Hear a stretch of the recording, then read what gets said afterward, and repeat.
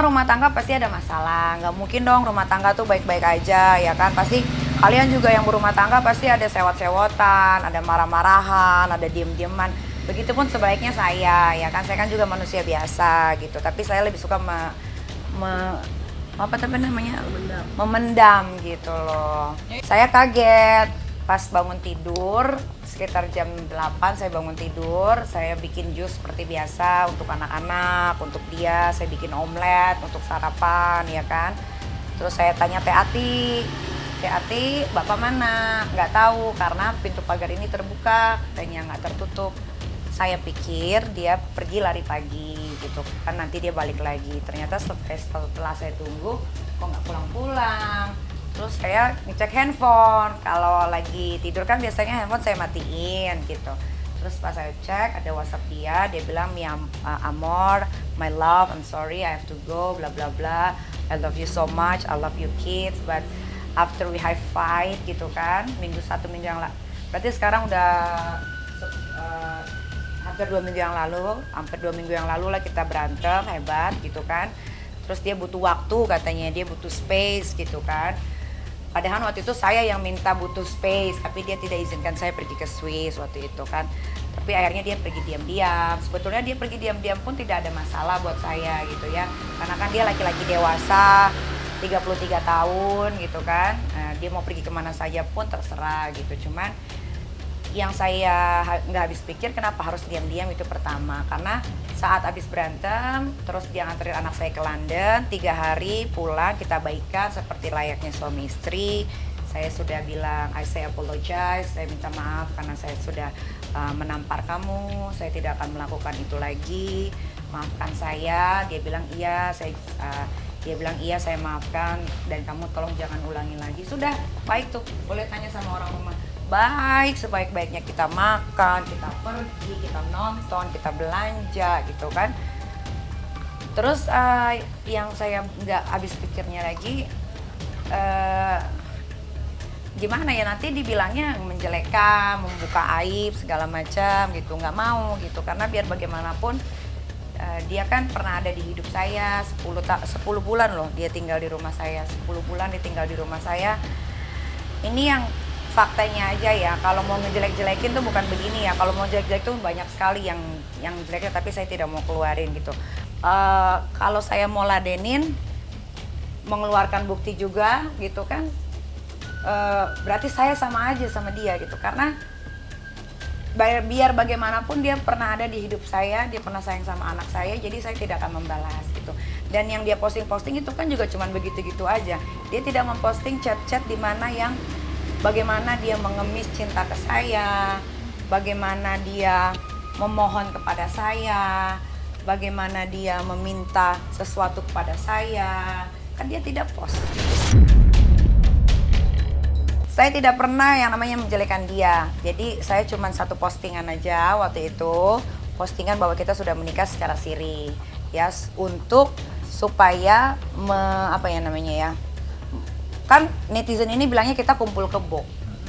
Netizen ini kan bilangnya kita berzinah, ya kan. Nah, saya meluruskan bahwa saya itu tidak pernah kumpul kebo, apalagi kalau laki sudah masuk ke rumah, itu berarti bukan kumpul kebo. Harus ada status, bukan pacar, tapi harus menjadi suami. Mau itu suami siri kah, mau itu suami resmi kah, tapi dia harus menjadi suami gitu kan. Jadi saya hanya mau menepis omongan-omongan netizen yang bilang katanya kumpul kebo gitu. Terus ada caption, mungkin kalian juga ada simpan captionnya. Saya bilang dia ada suami saya, kita sudah menikah tanggal 23 Januari di Tasikmalaya. Ada saksinya Kak Fitri, ada saksinya Kochen. Karena abang saya ditelepon di Jakarta, dia bilang katanya diwakilkan saja karena itu cuma nikah siri. Ya sudah, tapi nikah sirinya itu bukan nikah siri biasa. Ada surat, yang surat lampirannya itu disimpan sama Kak Fitri. Suatu waktu kita mau rayakan gitu kan, memang kita mau rayakan sebetulnya di Spain, itu tinggal kasih aja di negara Indonesia gitu kan. Karena gue melihat dia tulus dengan anak-anak, gue tuh orangnya tuh selalu gampangan tulus kalau ada laki-laki yang sayang sama anak gitu. Pergilah kita ke Tasikmalaya gitu. Kenapa gue pilih Tasikmalaya? Karena kan di situ bertoleransinya cukup tinggi ya, masjid berdampingan sama gereja tidak ada masalah gitu kan. Jadi kayaknya itu tempat yang bagus dan itu juga tempat ibunya Kochen di situ. Akhirnya ya sudah dilangsungkanlah pernikahan siri di sana gitu.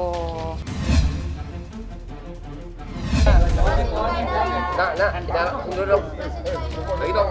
Putar-putar dikit. Ya, oke, bentar.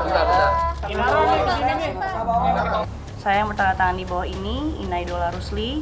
Dengan ini mengklarifikasi dan permintaan maaf saya kepada saudari Atendri Ajeng Anissa dan saudara Dylan Kenneth Panata atas terpublikasinya surat pernyataan yang dibuat oleh suami saya, Virgon Teguh Putra, tanggal 22 Agustus 2022 di story Instagram dengan akun Mami Starla terkait atas nama saudari Atendri Ajeng Anissa dan saudara Dylan Kenneth Panata.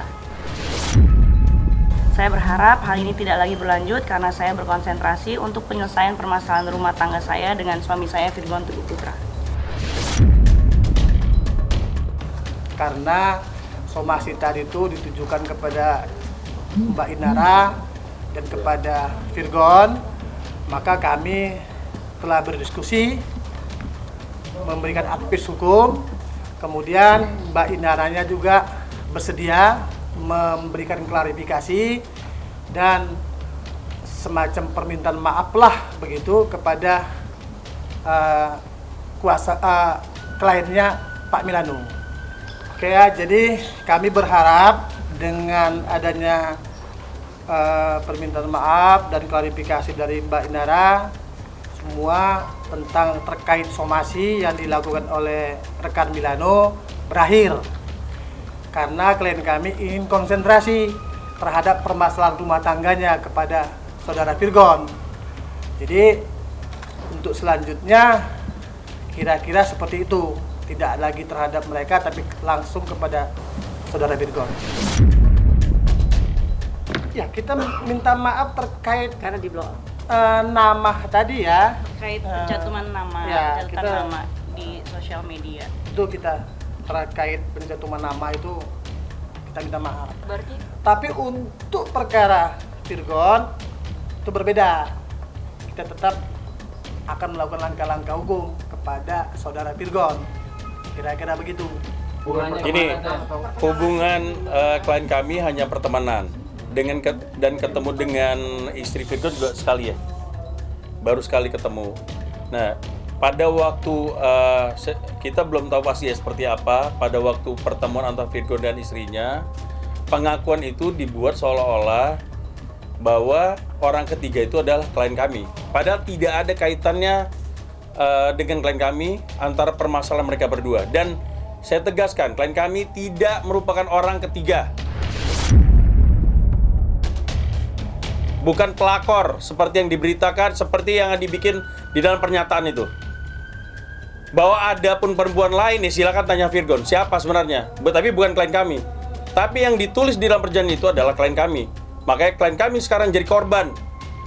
Baik di sosial media, maupun pemberitaan-pemberitaan, sampai ke keluarganya. Termasuk ke pacarnya juga menjadi korban. Ini harus diluruskan. Makanya kami kasih kesempatan 2x24 jam. Kalau tidak, kami akan melakukan tindakan hukum kepada Virgon dan istrinya.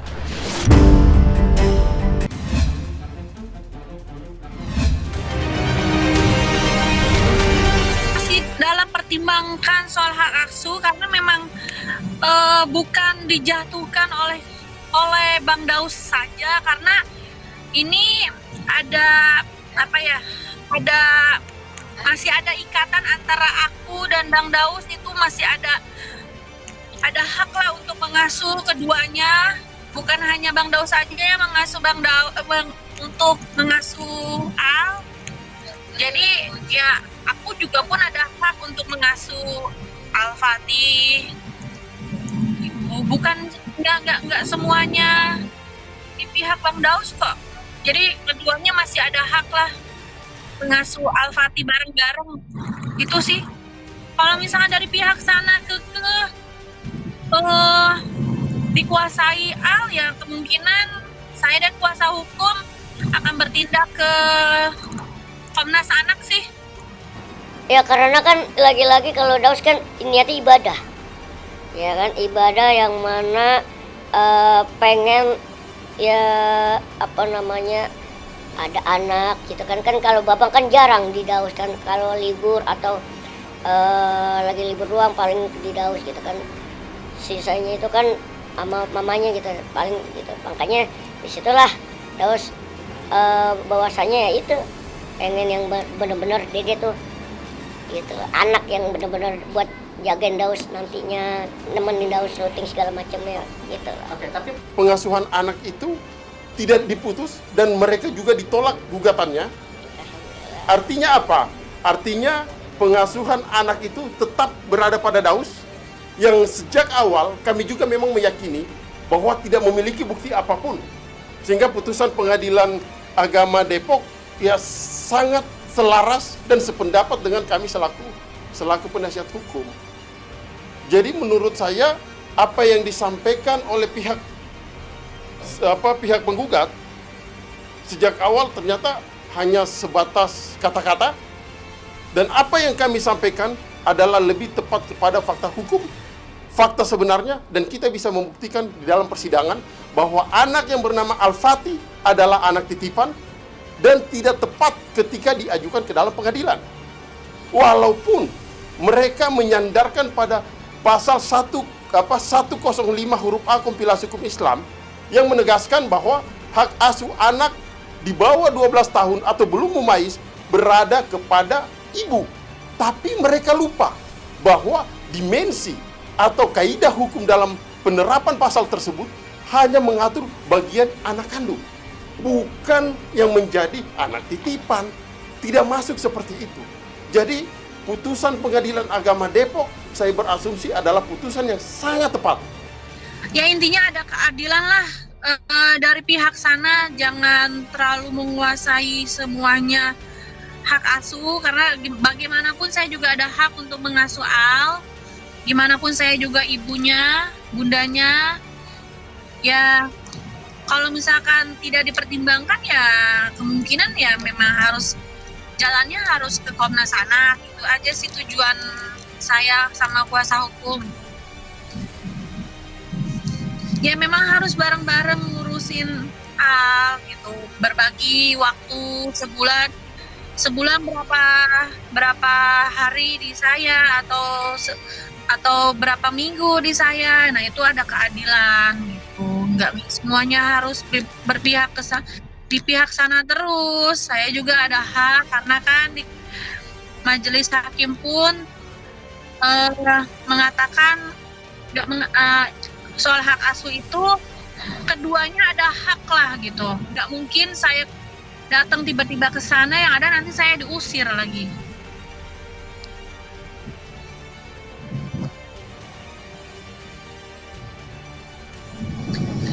Ya kemungkinan saya mau ngubungin Bang Acong, gimana langkahnya baik, gimana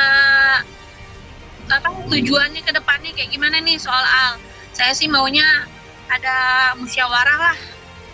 Bang Daus dan saya harus ada mediasi soal terkait Al-Fatih. Ya kemungkinan harus ada omongan juga nih dari pihak sana, harus ada mediasi lah soal tentang Al. Ya mau nggak mau ya memang harus ke Komnas Anak juga kan.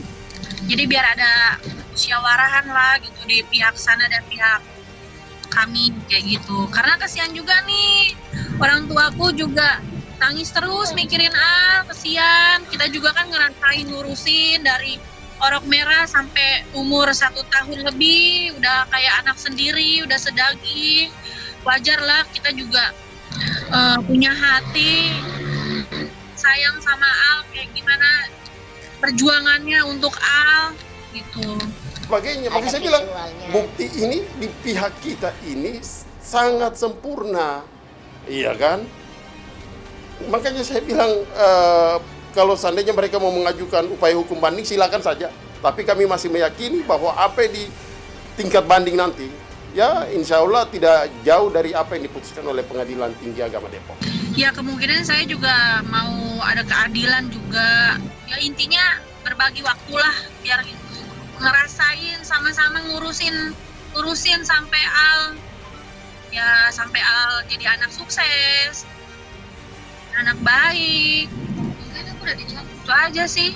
Keinginan aku sih ya kayak gitu, ngurusin bareng-bareng lah, jangan egois. Tolong buang egoisnya, jangan dibalas dengan dendam. Toh juga kita udah ada keputusan, udah resmi. Belum resmi juga ya karena aktanya belum keluar sih.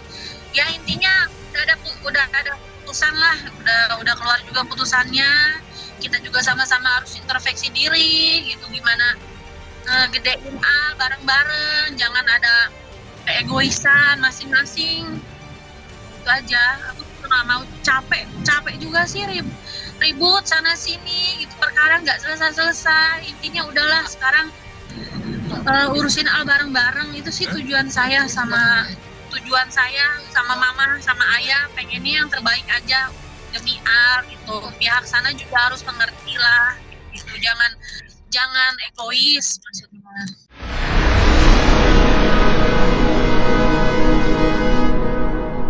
Jadi jangan lupa untuk subscribe Cumi Cumi. Ditekan ya tombol lonceng merahnya.